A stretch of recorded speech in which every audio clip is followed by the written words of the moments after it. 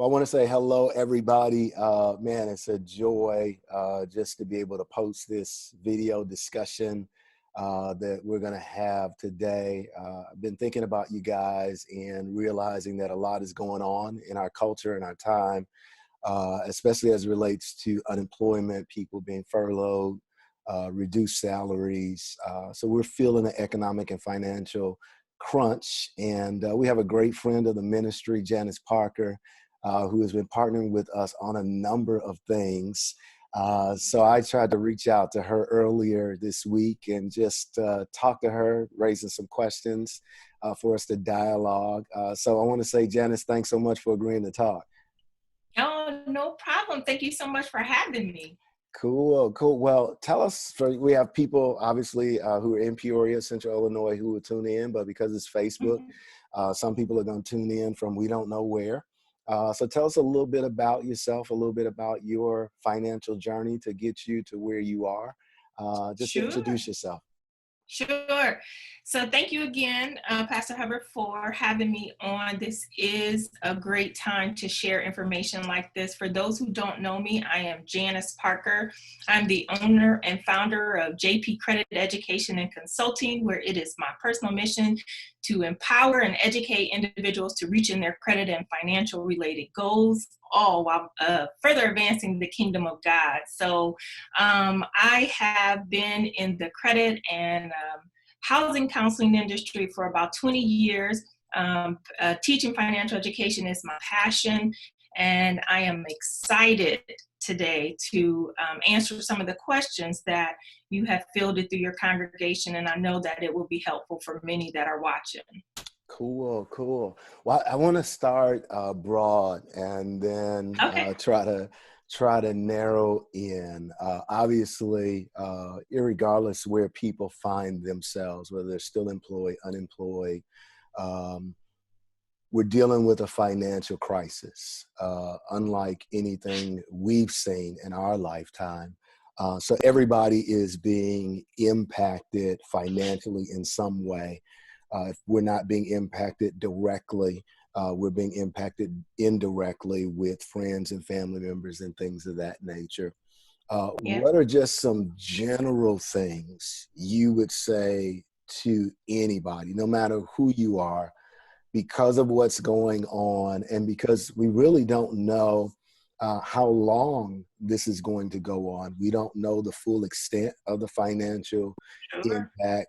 What are some general things you would just say to people just right off the bat? Hey, we all need to be mindful of this, or we all need to do this, or we all need to think about this. What are some general statements you would make to us? Yeah. So I would say to anyone, regardless to where you are financially, I would say because of the times that we're living in and the unknown, many people know that we have a recession looming over our head. And, this isn't anything new. This is part of the financial industry. And, you go back to 2008, 2009. And I would say first, just view where you were at that time. What did life look like for you, especially financially? And then what lessons did you learn from that last recession we were in, and how, you might have prepared prepared yourself for today? But the first thing that I would say, again, after thinking about that, is create your crisis budget. I don't care how much money you have. We are in a pandemic, and so whether you have to use a crisis budget or not, create it. Start looking at it. What does it look like if money starts to disappear? Yeah. That's the beginning. Yeah, and I'm glad you said that, because a lot of times we think you only need an emergency financial plan if you're concerned about not having income. But I'm glad you emphasized no matter what income you have, it's great to establish an emergency plan or financial plan and to stick to it. Right. Because developing it is painful, but sticking to it sometimes, the discipline that's required, that's a lot of work for us. So I'm glad you start in that place, because I think, as you stated, our reality is that all of us need to drill down and begin to really distinguish between our needs and our wants. Again, because we don't know how long this is going to last. If we train ourselves to focus on our needs now, and we can make sure that what we have lasts a little bit longer because we didn't prioritize wants over needs. Yeah, so I'm glad you started there. That's good. That's good. Yep. Yep. The second thing I would say to someone someone that's working or furloughed or lost employment, start evaluating your career situation. Even if you're employed today, start thinking about, what does this look like later? You're receiving a paycheck today, you're walking into work today. Could the result of what we're going through impact you employment wise later? Yeah. So again, not only look at your finances, look at your employment status. Start assessing it.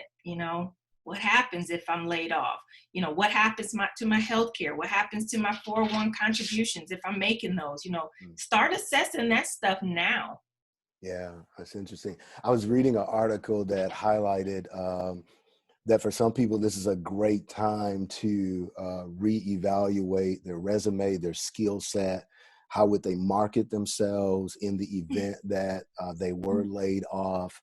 And to reevaluate, are you open to relocation if you have to relocate? And the basic premise of the article was just that, for many people, this is an opportunity. It's a crisis on one hand, but it's also an opportunity if you have skills that other people need. They may not need it in the particular city or region that you're in, but they may need it in another city or another region. So I appreciate the idea of just reevaluating your whole career piece and determining, okay, man, if this doesn't go as planned, what are my options? I think unfortunately we plan too late sometimes. That is true. That is true. Cool. So this is a perfect time for that. Yeah. Any other general suggestions that you would give to just any of us, all of us? That's a start in the general sense, because everybody's finances are different. But when you create that crisis budget, that applies to all of us. Yeah. And then evaluating, your current employment and do the things that you just said. Start, looking at reevaluating your skills. Will you be here? Are they still valuable in this time? What does it look like later? Is this an opportunity to go back to school? It's a lot that you should be thinking about in that aspect. Well, let's start in the space with people who are still employed. There are a number of people who are still employed, maybe working from home. Some are essential workers, things of that nature. And they've created now this emergency plan that suggested. What are some things you would say to people who are currently employed? Their work hours have not changed. Pay may not have been cut. What are some things you would encourage them to do as they begin to look at their finances and assess everything? Yep. So we know we just said start with that crisis budget. That crisis budget really helps you to leverage that discretionary income. So if you know that this is how much it takes to run this house, this is how much you can probably start setting aside instead of just blowing it, right? Yeah. So the first thing we want to do is to eliminate all unnecessary spending. Just because you have it doesn't mean that it's for you to spend. This is a time where we need to hold on to all of our cash. So eliminate those items that are unnecessary, and you will determine those when going through that crisis budget. We talked about evaluating your employment status, contacting your creditors right now. Even though you can afford to pay your bills and nothing has changed for you financially at this time, you want to know what your options are, because that helps you create your game plan when it has to kick into place when needed. So just know your options. Many people heard their options based on the communication that has gone out about, mortgages and how your creditors will work with you. But you need to know specifically how yours will work with you, because it's not a one and done across the board, as many people think that it is. If you heard the mortgage companies are, doing, forbearance plans or things like that, that may not be your mortgage company. So don't assume that that's available to you. And again, being proactive, like we just talked about, this is the purpose of that, doing that research now so that you're not in a crisis situation when it happens. You already know what to do. Start paying the minimum amount on if you have credit card debt, start paying the minimum right now. I know people who are aggressive in trying to get out of debt. I know that sounds backwards, and ultimately, if you feel that you can do it, then go ahead and continue to. But it's just my advice that you just kind of slow up on that, pay the minimums. Because again, we're now in a savings mode. We're holding on to whatever extra cash that we have left. Yeah. The other thing that you want to evaluate while you're working is look at that savings plan. Ideally, we used to say, make sure that you have $1,000 set away for your emergency. Well, most people's households, $1,000 is only going to pay car payments. Right. So we need to know really what that number is that it takes to make our house keep running. Yeah. And so once you know what that dollar amount is, start there with your savings goal. And then when you get there, then double it. Try to make sure you have 3 months available, because in the unfortunate event that unemployment does happen, $1,000 may not take you very far. We are very fortunate in this pandemic that we have a lot of resources that we are being given. But what if those weren't there? What happens if they run out? So make sure that your savings is in a good place. Again, I know it's overwhelming to say to have 3 to 6 months, but start with one. Say, I got at least 30 days to find another source to replace the income that I've lost. And I guess then the other thing I would say is don't lend and don't borrow. Don't this is not the time that we can lend unnecessary money, and we certainly shouldn't be borrowing in this situation. Granted, there's going to be some exceptions to the rules. We got some family members or people that we may need to assist, but that's even time to evaluate. This is an opportunity for education. We need to start schooling them on hey, this is a good time for you to learn how to get your financial house in order. Yeah. So those are the things that I would say to somebody that's working. Crisis budget, eliminate those expenses, make sure your savings is good, paying the minimum amount on your debt, holding on to all the cash that you can. That's good. I was talking to one of our members yesterday, and they've been furloughed, and they were sharing that they were glad that, and this is a young person in their 20s, that they were glad that they had 6 months worth of savings put up. Wow. Because if they didn't have it, they didn't know what they would do, So I was reading something today that suggested that only about 20% of Americans actually have an emergency savings fund. So, again, you may be working and still not have an emergency savings fund. So beginning the process of putting it up, I love that as great advice. Again, because we don't know what's going to happen. But it also, not lending and not borrowing. One of the questions that someone asked me was, the interest rates are low for mortgages right now, refinancing. Should I consider refinancing? And I didn't know what to tell them at the time, but that's a question that's come up. Is this a time, depending on, obviously you have to evaluate your financial situation. Is this a time to refinance if you can, to reduce that mortgage payment? Or would you say, I would say you want to hold up on that? I I would say you hit the nail on the head. It's based upon your financial situation. So let's just say that financially we are good. We have enough money to meet our basic necessities. You know, we have some savings going. Yes, when the interest rates are what they have been here lately, this is a good time to refinance if it makes sense, because some refinances will cost money. Yeah. So, you know, evaluate the situation. If it's a good opportunity, if it's going to save you money, absolutely. Okay.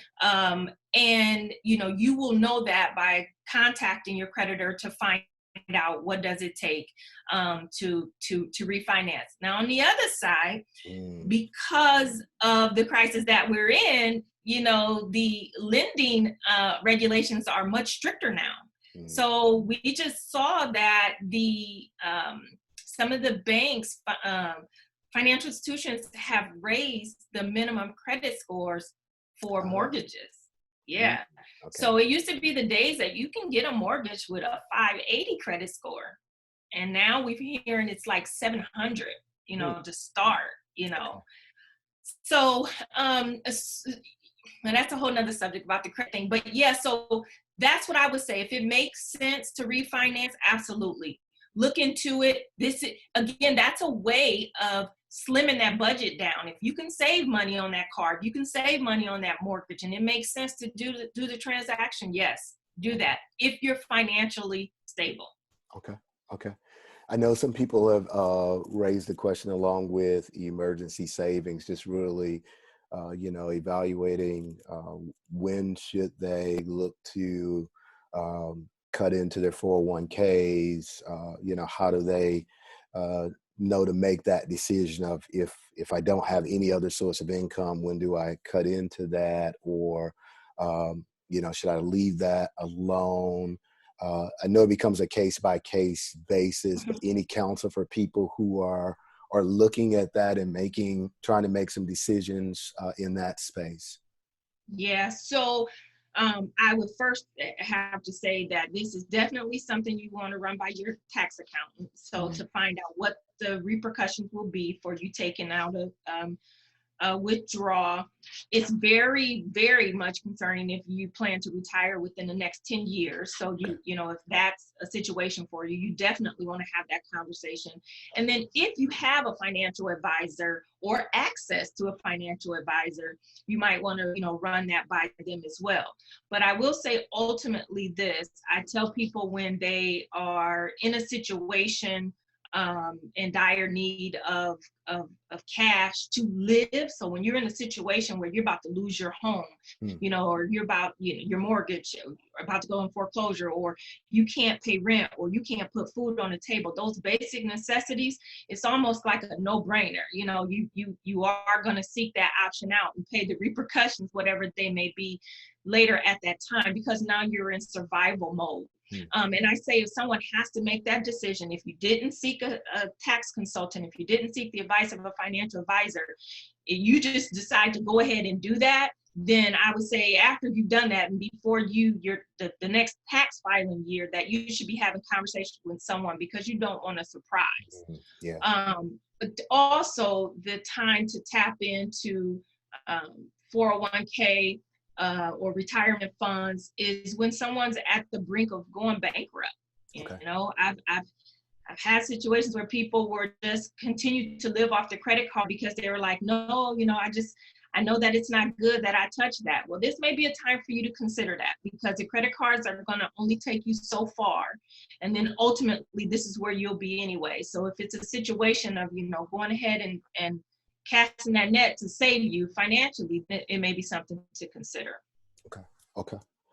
So in thinking about people who are losing their jobs, I was reading an article based on a survey from Consumer Expectations from the Federal Reserve Bank. About 18.5% of households expect to lose their work or lose their jobs. So we're going to have a large number of people, unlike we've not seen before, as we're already seeing with the unemployment filing numbers that we have never seen before by state, nationally. So a lot of people are losing their jobs. A lot of people are being furloughed. You know, many who are being furloughed are able to keep their benefits but not receiving pay. Some are receiving small severance pieces to hold them over and then being released. What counsel would you give them now that they've lost their jobs, for those who may have gotten a check on their way out the door? What advice would you give them financially as they're now looking at, they've already created their emergency plan, because everybody's creating an emergency plan. Okay. So they've created the emergency plan. What advice would you give them financially of things for them to think about doing?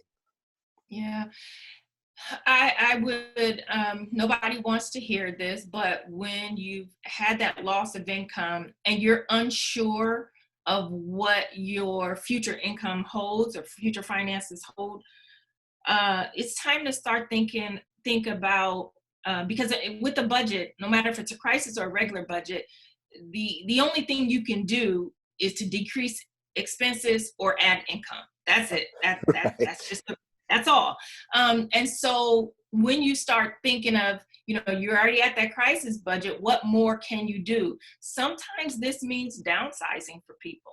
Sometimes you got to have a conversation, is the home that I have the home that I can continue to afford? The car that I have, is there something that I can do? Look at those things, those big ticket items that are going to make a financial impact in your budget.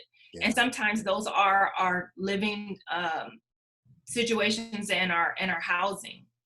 So or in our car, in our transportation. So nobody wants to think about that. Right. Nobody ever. You don't want to think about, I've been in my home for 5 years, 10 years, 20 years. I don't want to think about downsizing. What am I losing? But you really have to make those hard decisions and look at your long-term financial future. Yeah. And maybe you're downsizing for a short time, but I'll tell you, Pastor Hubbard, the one thing that I wish people would do when they are in financial constraints is to act instead of freezing. And it's just human nature that we just freeze and we just like, I'm going to figure it out. I'm going to exhaust everything that I have before, and to try to make it work. And I get that. But sometimes we don't have to exhaust everything we have if we just, make those hard decisions right up front. Yeah. Instead of waiting until you lose all, you know? So this is a time where you can start looking at that. And again, this can go back to the person that's still working. These are some hard things to consider. What happens when the crisis budget doesn't work? What happens when there's not enough to meet the crisis, stuff? What do I do? So that's what I would say to somebody who you've lost income, and again, we don't want to hear this either. Sometimes it's, you got to stay with a family member or a friend. Yeah. I know that is the most unpopular answer to say. But some people do that in the event just to pay off debt. They downsize and make those adjustments just when they want to pay off debt. So in a crisis situation, you may have to make some very, very hard decisions that you're not accustomed to making. Yeah, that's good. As you were talking, several things ran through my mind. One, listening to a podcast, and they were just talking about that this really is a time for us to be resilient. And, the Bible calls it perseverance. But being able to persevere through the trials and circumstances, it's not a time for the faint at heart. But the resilience piece becomes critical. I think the other thing, as you were talking, just the whole idea of really assessing what's important. And that's sometimes what makes the decisions difficult. There are things that I value that are not necessarily important as far as a need, but they've been important to me as far as my image or my identity, things of that nature. So for me to make the choice to cut those is, in my mind, oftentimes an attack on my identity or how people perceive me. But we're really talking about how do we prepare to live going forward? Right. Because it really is about getting ready for the next days of our lives. We're in the present, but we got to move forward. That's right. So Another person I was talking to, they were saying that, man, I was furloughed, but I've already gotten another job. I reached out and I connected and I already gotten another job. And I know that's another thing sometimes in talking to people that we may not be thinking about. There may be some jobs that I can take on that they wouldn't be my first choice, but they're an interim job to hold me over until I can get, the job that I want in particular. What are some other ways? Obviously, you said we either got to reduce expenses or increase income, right? So one of the ways to increase income is I get another job. I was reading something else, and they were like, man, go through your closet, and start getting clothes and reselling your clothes, So are there other things from an income stream perspective that we can be thinking about, since, that's an area potentially that we can control? Yeah, absolutely. So that's a great one. There are lots of things that we have in our possession that we accumulated when we thought that we needed them. And so now in a crisis situation, you reevaluate. And so you consider those things. So go through your closets, go through your home, look for things that you can sell, cut those subscriptions that, are not so important right now. Do we really need the Sirius radio in the car right now? We can't go anywhere. These are things that when times change, you can go back and reevaluate those. I believe now, living the way that this new normal, our budgets are thanking us for the money that we save. We're saving money that we didn't even imagine that we can save. So so start evaluating what you can get rid of, but also we all were born with gifts and talents. So is this a time that for you to tap into that? This kind of goes in line with the whole, is it time for entrepreneurship or what have you? But there's a gift and talent that you have. Is this a time that you can capitalize on that? Are you a good cook? Is this a time that you can start doing meal prepping? Or is it something that you can do to bring in additional income? I like that you said that, we may not want to think about getting another job or a job different outside of our field. And that's a whole nother story in and of itself. But yes, that is something that you should be considering. You should just be looking at it if you're employed right now, if you have to get a second job. So evaluate what you can get rid of and start looking at those options of your side hustles or your gifts and talents that you have. Yeah. Now, we didn't talk about it directly, so I wanted to go back to it. Some people are going to be receiving stimulus checks, and some people are going to be receiving income tax checks, and sometimes there is a tendency, especially when things are going well, where you see it as, okay, man, I'm getting this check. Now I'm going to go spend because I'm already sad. I'm down. I deserve to treat myself. So now I'm going to go spend money on things that I don't need, but they'll make me feel better for the moment.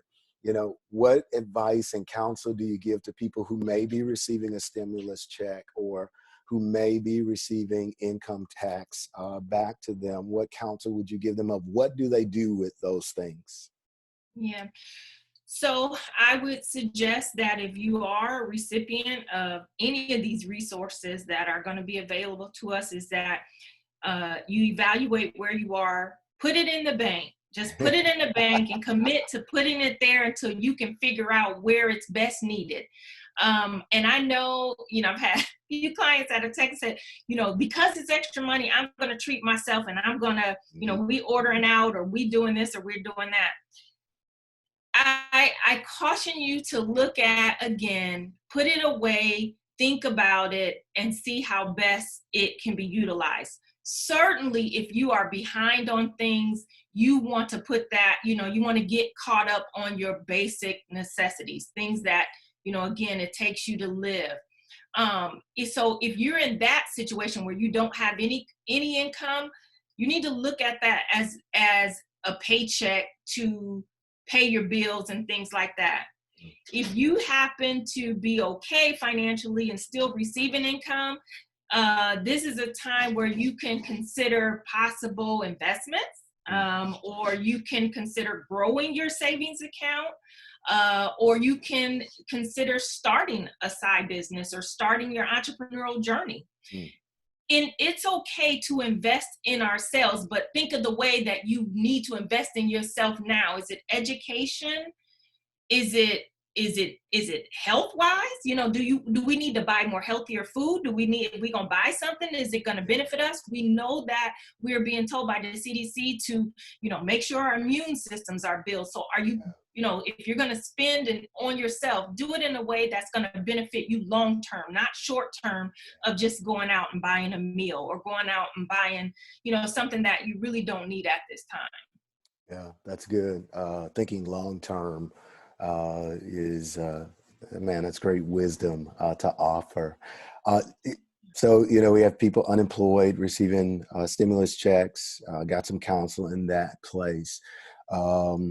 We do have, people who are employed who have resources and have some discretionary income, and they're raising questions of, how do I budget to be a blessing to people? How do I, if I want to be a blessing to people, how can I budget for that? And if I want to be a blessing to some of the small businesses so that people can stay employed, then how do I budget for that? What counsel or advice would you give to people who do have some discretionary income and they would like to use it to be a blessing to people? What guidance would you give them? Well, I would say God bless them for even being concerned. So that's a great thing. That is a part of what God expects us to do, is to be a blessing and the part of our giving. So I would say if you're in a situation where you're blessed to do so, absolutely support your small businesses. Whether that's if you feel to support them in the things that you really need. We know we need food. So if you're gonna take a day of the week or a weekend and support a small business that's a restaurant. There's many small businesses that are now offering up, the hand sanitizers and things to protect ourselves, the PPE. So support them in that kind of way. Support small businesses in education, get a book for your children to read or get supplies from small businesses. So again, just think of in terms of, every dollar that you spend, how far can I stretch this dollar? And is this truly a need versus a want? Yeah. And how can you bless others? Man, the needs are out there. I mean, if you unless you're hiding under a rock, if you're anywhere on social media, watching TV, you see where there's a need. But be wise about your giving. Sometimes we want to give and we're giving into a black hole, something that, it only help for a moment. So try and think about things that can sustain long term, given to an endowment or something like that, giving to, seek the counsel of, if you attend a church, seek the counsel of your pastor or your leaders at your church and find out they most times know the greatest needs, not only in your church, but in your community. Yeah. And so if you're saying, hey, I'm at a loss, there's so many people that need help, I don't even know where to start. Yeah. So, that's something to consider. I don't suggest people just willy-nilly going out and just donating on websites and, these any GoFundMe's or things like that, because it looks like it's a good idea. Start with your own community. So we all help our own community and we start there, it'll just blossom. Yeah, that's good. Yeah. That's good. That's good. As you think about, we've hit, we obviously have seniors. We all live on a fixed income. So that's right. Right. I would hear that all the time. Like, I live on a fixed income. We all live on a fixed income. That's right. But as you think about seniors, especially, who their income is fixed because they're no longer working and things of that nature. Many of them, because of times that they've lived in previously, have already embraced a lot of these life lessons, and they've learned, how to live on a dime, so to speak. But what counsel would you give those who are senior citizens, who are retired, as they're thinking about maybe how to manage what they have? What advice would you give them just in the day-to-day management, month to month during this time? Yes. So for our senior citizens, I've unfortunately seen this happen far too often in the last month or so. They are really getting hit with a lot of scams. Mm, They don't have they're not getting out as often as they used to. yeah, And they may not be having the conversations with family members that they normally have, but they are being targeted for scams, whether it's on the TV, whether it's on the telephone. And isolation, can be an issue for all of us to deal with, but for them, it can be even worse. yeah, So someone that appears to just want to have a conversation with them, it's a sink, line, and hooker to get them in, to buy something or to sell, just selling them stuff or giving to a cause that they think is a great cause.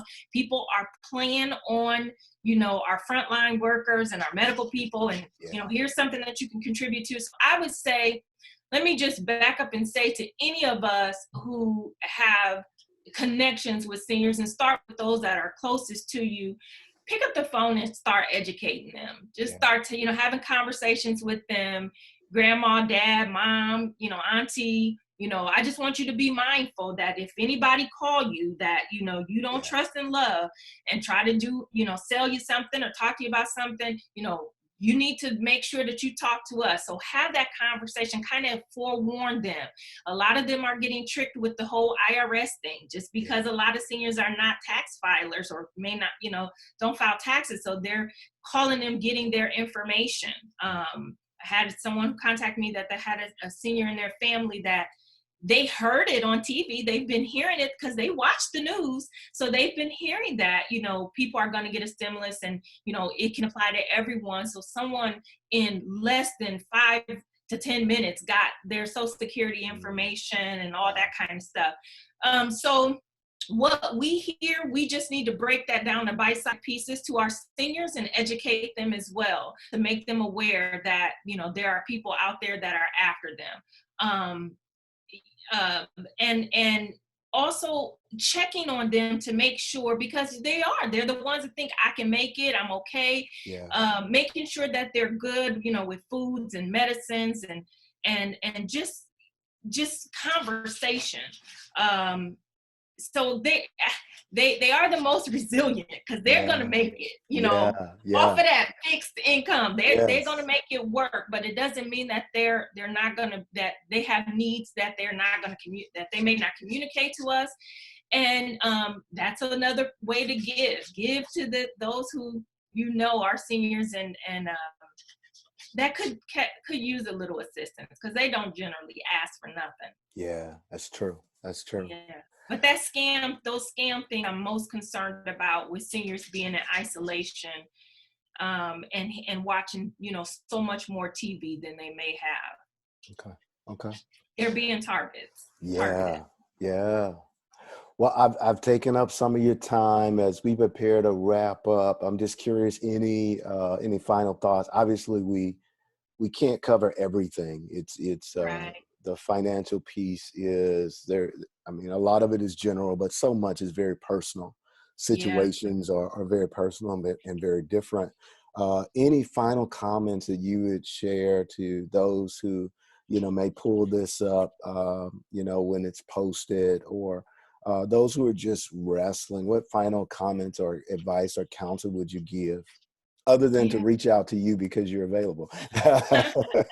Yes, absolutely. My final comments would be, don't get stuck. Mm, Don't get stuck, and don't exhaust all of your resources, all of those. All Don't exhaust your savings, your retirement, and all those things before you seek help. um, you know Talk to someone. Find out what you can do before it's too late. Just move, and then be more conscious than ever about how you're spending money. and watch those, watch out for scams. Keep an eye on your credit report. We now can get one every week. Mm. So, so make sure that you're staying on top of those things, and just being wise with what God has blessed and given you with. And if you are okay, if Janice, I'm able to pay my bills, I'm blessed, I'm able to still contribute to my retirement and my savings, look at those resources of investing.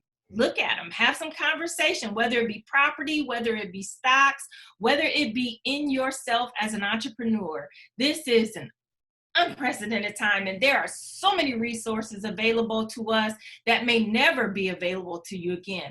And the last thing that I tell people to look at, we've been here 10 years ago. We probably gonna be here 10 years from now. So what you do today and for the rest of this time frame to the next decade, prepare yourself for another pandemic. God forbid that we should have one, but you should always be in that mind frame that if this should happen again, and if you are blessed to live long enough, it will. Yeah, yeah. Yeah, I pray that everybody who's listening here do something. Now is the time for action. Yeah. Been pondering James 1 today, and he just tells us if we lack wisdom that we can ask our God, who gives it liberally and freely. God is waiting on us to seek his face, to ask him what to do, how to do it. And he wants to liberally and freely give us guidance and give us wisdom for us to be able to take action. So again, my sister, thank you so much for your time. It's always a blessing to talk finances, especially I know how much you love the people in our community, how much you love educating people in our community, how much you want the body of Christ especially to be the example in this space financially. So thanks for your investment in the kingdom, for your investment in God's people, and thanks so much for your time today. No problem. Thank you so much for having me. Blessing, blessing. Well, everybody, I hope you have a great day, and man, we'll chop it up sometime soon. Take care.